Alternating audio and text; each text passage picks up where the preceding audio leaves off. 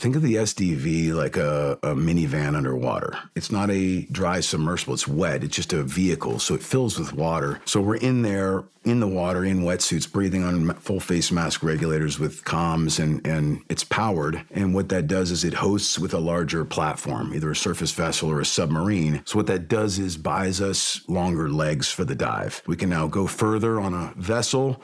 SDV from that vessel now go further to a target. So it extends our reach and our capability. SEAL delivery vehicles, so it's our undersea component within naval special warfare. While all SEALs are combat divers, there are certain teams that take that to the next level and really specialize in that combat diving piece and use powered mini submersibles, partner with the submarine force, and go places on extended dives that most people really can't go. That involves, they say in BUDS, you'll be colder and wetter in the teams, for sure, if you go SDVs. That was where I met Danny Deets.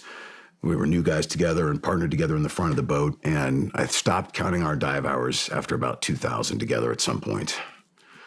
2,000 dive hours? A lot of diving. I remember the first night I did a long dive, and I mean like a 10-hour dive, but I got off bag that night, or that morning. It was a nighttime dive, so we pretty much went underneath as the sun was setting and came up about the time it was rising. And I was telling my mom about it, and she's like, Brad, you did an entire work day, but under the water, like on a breathing apparatus. I said, oh yeah, it's bizarre. Danny and I met, new guys. He was 232, a couple classes ahead of me, but we met officially at STV Team 2, partnered as new guys in the same platoon together. And we did a whole tour in the front of the boat together. I mentioned 2,000-something dive hours. You get to know a person very well when you're spending more time on dive status with them than you are with your wife in regular hours. Learn to read movements, understand what he's thinking, talk through bubbles, and comms are very spotty underneath the water. So we became very, very good friends, very fast friends, and really loved each other. Yeah. Can you go into a little bit more about the SDV mission? Yeah. I mean, what is the SDV mission? So think of the SDV like a minivan underwater, but it's not a dry submersible. It's wet. It's just a vehicle, so it fills with water. So we're in there, in the water, in wetsuits, breathing on full face mask regulators with comms, and it's powered. And what that does is it hosts with a larger platform, either a surface vessel or a submarine. So what that does is buys us longer legs for the dive. We can now go further on a vessel. SDV from that vessel now go further to a target. So it extends our reach and our capability. But the only way to do that is spending a lot of time underwater in very miserable conditions. What kind of depth are you at? I don't want to get too into that because we could start to talk TTPs that might be, Okay. But generally speaking, it gets colder as you go deeper. So we try to stay as shallow as we can to stay as warm as we can, unless the mission calls for us to go deeper for sure. And you can communicate under there. Yeah, it's not great. It's not like this, but yes, there are communication systems. Yes. Can I ask how you navigate? Yeah. There's a series of sonars and Doppler and just GPSs. So you can do GPS updates via raising up an antenna, and you just overlay maps and grids and plot out courses, just exactly like land nav. It's exactly like land nav, but just under the water. Okay. Yeah. So there's screens and all that kind of stuff under there. Saltwater and electronics. What could possibly go wrong? I've never been in one of those. Oh, it's an incredible capability, and it's miserable. So where was your first deployment? We actually went to Roda, Spain. It was a EUCOM deployment. It was another frustration of ours because now at that point, I think we had both wars kicked off. So we called it the Global War on Tourism for us in Roda.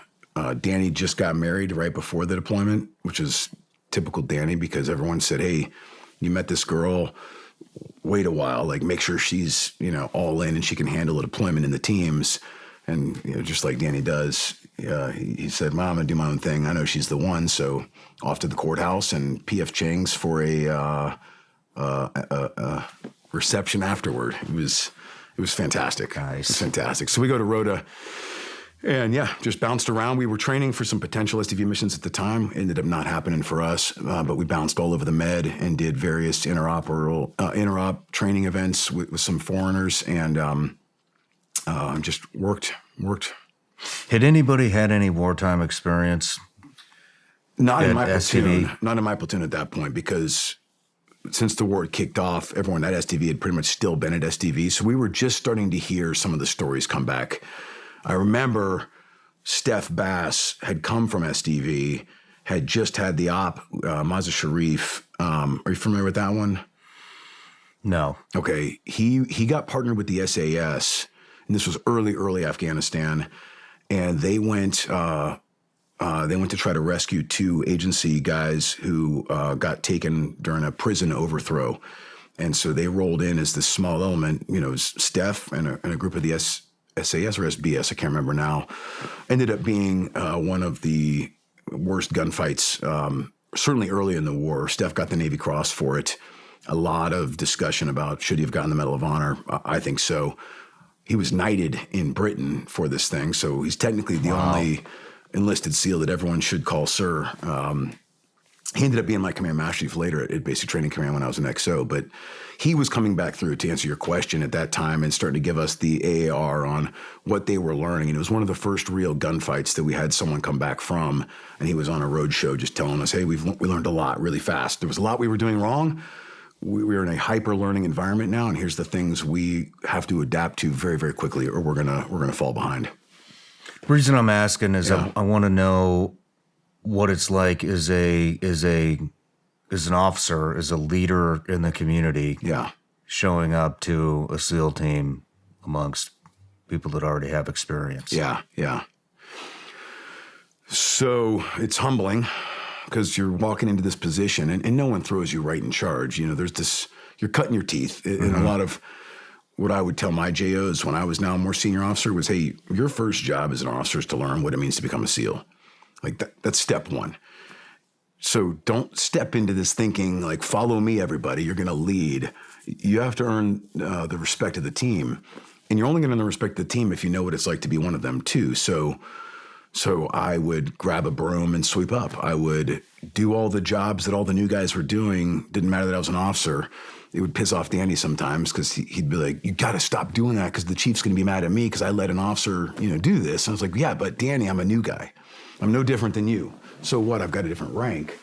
So that's what it's like is figuring out what it means to be a team guy before you can figure out what it means to lead team guys. There's an exploratory period.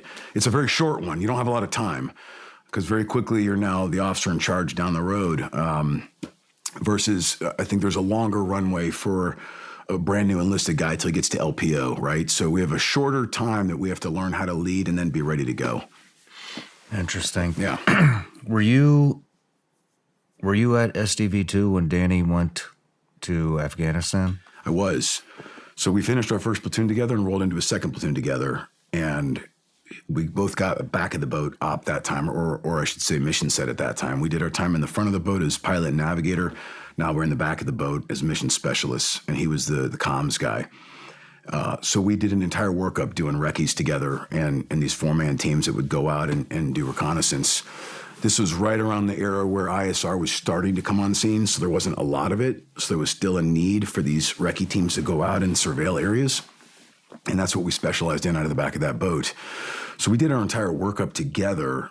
And at the time, with both the wars going on, there was usually a decision point somewhere in the workup where they said, hey, if there's not an SDV op that specifically we're training for, we're going to break and we're going to outsource the platoon to augment all the other forces downrange to help because the war was ramping up and they needed manpower. No matter where you're watching Shawn Ryan Show from, if you get anything out of this, please like, comment, subscribe, and most importantly, share this everywhere you possibly can. And if you're feeling extra generous, please leave us a review on Apple and Spotify podcasts.